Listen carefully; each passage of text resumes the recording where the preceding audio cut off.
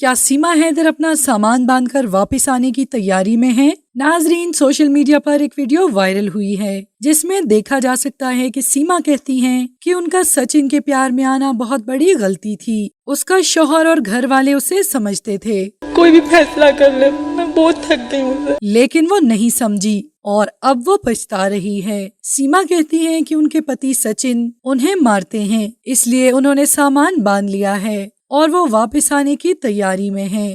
یہ سب سن کر آپ یقیناً چونک گئے ہوں گے، لیکن ناظرین یہ ویڈیو فیک ہے۔ یہ ویڈیو آرٹیفیشل انٹیلیجنس سے بنائی گئی ہے۔ اگر وہ مجھے سچ میں اتنا پسند کر رہا ہے تو مجھے خوش رہنے دے بس۔ ہاتھ بھر کر چوڑیاں، ماتھے پر بندیا اور مانگ میں لمبا سا سندور اور بار بار جے شری رام کے نعرے لگا کے خود کو سچا ہندوستانی اور ہندو ثابت کرنے کی کوشش کرنے والی سیما اب تو ہر روز ہی سوشل میڈیا کی زینت بنی ہوئی ہے۔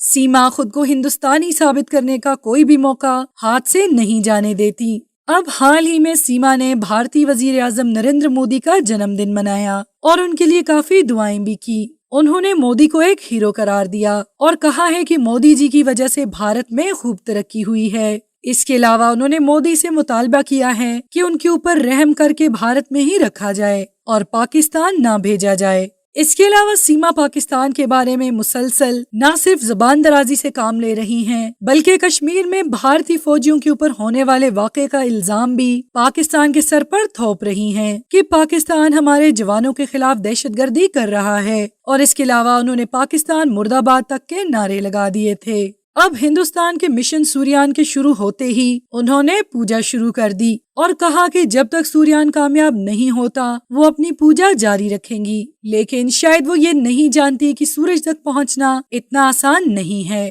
یہ سب مشورے سیما کو اس لیے دیے جا رہے ہیں تاکہ وہ لوگوں کا اعتبار جیتنے میں کامیاب ہو سکیں، تبھی وہ ہر موقع میں آگے دکھائی دیتی ہیں۔ حال ہی میں پیش کیے جانے والے ویمن ریزرویشن بل کے مطابق سیما نے بھی اپنے خیالات کا اظہار کیا اور انہوں نے کہا کہ خواتین کو عزت دینی چاہیے، اور اس بات پر انہوں نے مودی جی کی کافی تعریف بھی کی۔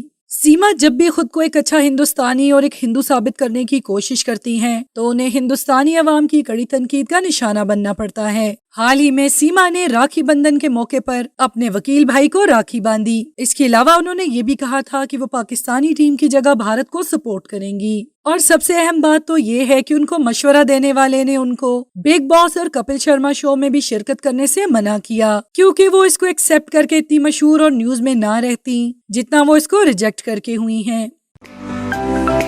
To watch more videos, please subscribe to our channel and click the bell icon.